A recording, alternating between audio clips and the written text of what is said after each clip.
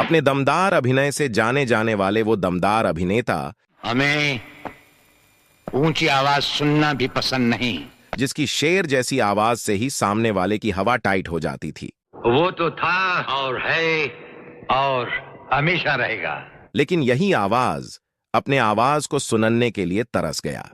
हम तुम्हें मारेंगे और जरूर मारेंगे। जिनके सामने अच्छे अच्छे स्टारों की कोई वैल्यू ही नहीं हुआ करता था। हमें मालूम है, इसीलिए तो जूते तुम्हारे मुंह के सामने रखे हैं। चाहे वो अमिताभ धर्मेंद्र या जीतेंद्र हो, या फिर राजेश खन्ना या फिर गोविंदा, चाहे यहां तक कि सलमान खान भी इनके शिकार हुए हैं। ना तलवार की धार से, ना गोलियों की बौछार से। साथ ही जानेंगे इनके जीवन से झूरी हर एक बातें। चौधरी साहब, ये जोर दिखाकर आप हुकूमत की इरादे नहीं बदल सकते। आखिर यह फिल्मों में कैसे आए? पीले पीले ओ मोर जानी। मरते मरते क्यों इन्होंने अपने घर वालों से इनकी मौत की खबर दुनिया से छुपाने को कहा? साथ ही जानेंगे कि यह एक ऐसे अभिनेता थे जो अपनी हर एक फिल्म के बाद अपनी फीस बढ़ा दिया करते थे। आखिर क्यों इन्होंने नाना पाटेकर को पागल कहा था, फिर बाद में एक दूसरे के मित्र बन गए। अपना तो उसूल है, पहले मुलाकात फिर बात। एक एक इनकी जीवन से जुड़ी हर एक पहलू पर नजर डालेंगे जानी। बस आप सभी से गुजारिश है कि वीडियो के अंत तक जरूर बने रहें। तो स्वागत है आप सभी का हमारे चैनल से। अभी तक अगर आपने हमारे चैनल को सब्सक्राइब नहीं किया है तो प्लीज चैनल को सब्सक्राइब जरूर करें। काश के मेरे बच्चे मेरे पास होते, अपने बाप को प्राश्चित करते हुए देख लेते।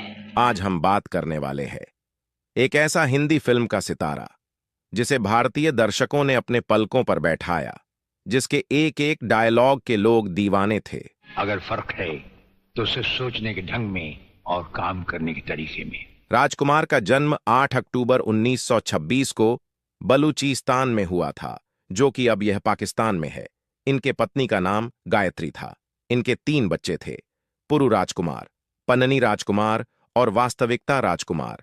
लेकिन राजकुमार का वास्तविक नाम कुलभूषण पंडित था, जो कि फिल्मों में आने के बाद इनका नाम राजकुमार हो गया। तुम्हारे इंतजार का मेरे पास एक ही जवाब है। इनके नाम के पीछे भी एक राज है, जिसकी चर्चा हम बाद में करेंगे।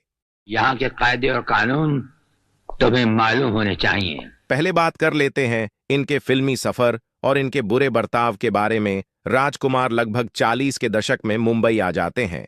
ना कभी फिल्में देखने वाले, ना ही कभी फिल्मों में काम करने की सोच रखने वाले। आखिर अभिनेता कैसे बने? तो यह उस समय की बात है जब राजकुमार मुंबई के माहिम एक थाने में सब इंस्पेक्टर के ड्यूटी पर तैनात थे। एक दिन ड्यूटी के दौरान एक कांस्टेबल ने सोचते हुए कुलभूषण पंडित यानी राजकुमार से कहा कि आप फिल्मों में हीरो बनने के लिए क्यों नहीं ट्राई करते हैं? बस यही बात राजकुमार के दिल में बैठ गई। बहुत ही जल्द वो समय भी आ जाता है जो कि कुलभूषण पंडित को राजकुमार बना सके। दरअसल राजकुमार मुंबई के जिस थाने में तैनात थे, वहां फिल्मों के लोग अक्सर किसी न किसी काम से आया करते थे। आंखें फाड़ कर हमारा न्यूज़ देखोगे तो जल्दी अंधे हो जाओगे। ऐसे ही एक दिन एक हिंदी फिल्म जगत के जाने माने निर्माता बलदेव दुबे आए हुए थे। उन्होंने जब कुछ समय तक राजकुमार से बातें की तो राजकुमार के बात करने के अंदाज से काफी प्रभावित हुए और बातों ही बातों में राजकुमार से पूछ बैठे, क्या तुम मेरे फिल्म में काम करोगे? अभिनेता बनोगे मेरी फिल्म का? बिना हिले जुले खामोश खड़े रहो। तो इधर राजकुमार भी फिल्मों में जाने का मन बना चुके थे। उन दिनों बलदेव दुबे को अपनी फिल्म शाही बाजार के लिए एक नए चेहरे की तलाश थी, जिसके लिए राजकुमार को चुन लिया जाता है। इसके बाद राजकुमार फिल्मों के चक्कर में सब इंस्पेक्टर की नौकरी छोड़ देते हैं। इस बात को सुनकर कि कुलभूषण फिल्मों में हीरो बनने के लिए अपनी नौकरी छोड़ दी, तो बहुत लोगों का आलोचना भी झेलना पड़ा था राजकुमार को। कोई कहता था कि यह इंसान पागल हो गया है, तो कोई कहता था हीरो नहीं बल्कि इसकी शकल विलेन का है। लेकिन राजकुमार इन सभी बातों को अनसुना कर फिल्मी दुनिया की ओर आगे बढ़ गए। ये दुनिया ये ये महफिल। लेकिन राजकुमार को क्या पता था, जो सपने फिल्म निर्माता या फिर निर्देश दिखाते हैं उसे हासिल होने में कभी कभी समय भी लग जाता है। और ऐसा ही हुआ राजकुमार के साथ।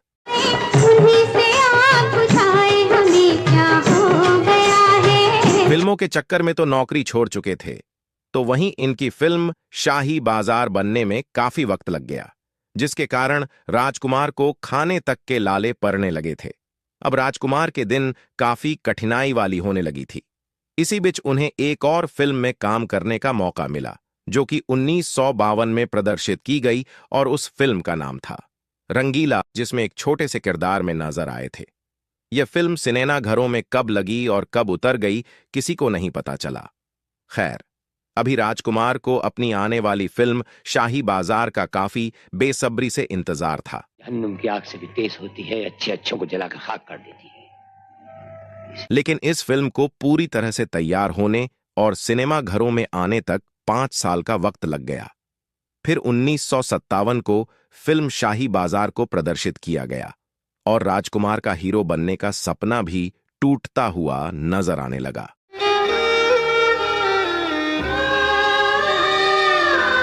क्योंकि यह फिल्म सुपर फ्लॉप साबित होती है। जब यह बात घर वालों और दोस्त रिश्तेदारों में फैली तो सभी लोग राजकुमार पर हंसे लगे और राजकुमार को ताने मारने लगे। नीले गगन के तले। कितनों ने तो यहां तक कह दिया कि हीरो की शकल तो है नहीं, विलेन ही बन जाते तो फिल्म कहीं हिट भी हो जाती। 1952 से 1957 के बीच, यानी 5 सालों तक नौकरी छोड़ने के बाद एक गुमनामी और गरीबी के साथ साथ लोगों के ताने और फिल्मों में स्ट्रगल करना जारी रहा, जिसके बाद कई फिल्में की, लेकिन सभी फिल्में फ्लॉप रहीं। जिनमें से कुछ फिल्मों के नाम इस प्रकार है जो फ्लॉप हो गई: अवसर, घमंड, अनमोल कृष्णा सुदामा, सहारा, नीलमणि। ऐसी कई फिल्में आई जिनसे राजकुमार की कोई खास पहचान नहीं बन पाई, जिनमें कत्ल, बच्चों का अगवा शामिल है। लेकिन अगर किस्मत में एक सुपरस्टार बनना लिखा हो तो कौन टाल सकता है भला। और यही बात लागू होती है राजकुमार के ऊपर। इसी साल यानी 1957 में ही एक और फिल्म राजकुमार की प्रदर्शित की जाती है। इस फिल्म में भी वो एक छोटे किरदार में ही नजर आते हैं। को तोड़ना कोई हंसी ठट्टा है? आधी जमीन में तो पत्थर और आधी जमीन में ये मोटी मोटी जड़ें। मेरे बैल 2 दिन में मर जाएंगे। हालांकि यह फिल्म अभिनेत्री नरगिस पर फिल्माई गई थी और उस फिल्म का नाम था mother India. Mother India film को पहले दिलीप कुमार को ऑफर किया गया था, लेकिन उन्होंने इस फिल्म के दो किरदार होने के कारण छोड़ दिया था। फिर इसमें सुनील दत्त और राजकुमार को लिया जाता है।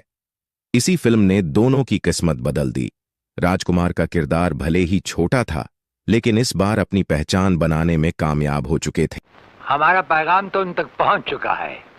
इसी फिल्म मदर इंडिया के लिए राजकुमार को अवार्ड से सम्मानित भी किया गया था।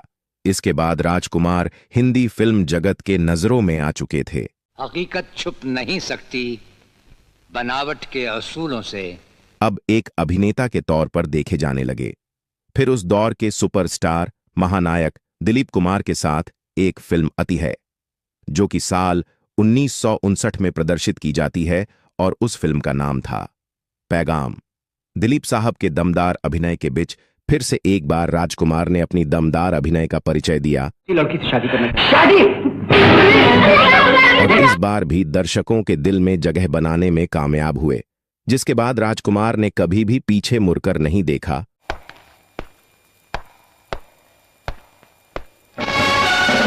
और एक के बाद एक हिट फिल्में देते चले गए।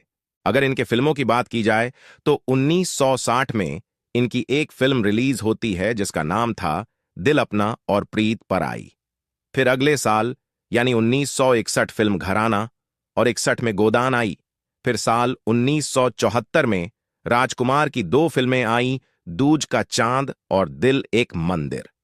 लेकिन अभी तो वो फिल्म आनी बाकी थी जो राजकुमार को स्टारों के बीच लाके खड़ा कर सके।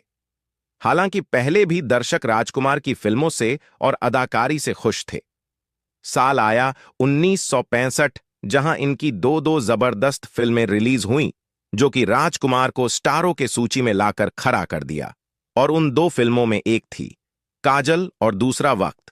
इसके बाद कई फिल्में आई जो कि दर्शकों को काफी पसंद आई, जिनमें से मुख्य फिल्में हैं नीलकमल, हीर रांझा, पाकीज़ा, हमराज। राजकुमार एक ऐसे कलाकार हुए जिन्हें जिस रोल में फिल्में करा लिया जाए उस रोल में ढल जाते हैं, और इस बात को कई बार राजकुमार ने साबित भी किया है अपने अभिनय से। फिर एक ऐसा दौर भी राजकुमार के जीवन में आया जहां बस इनका ही बोलबाला था।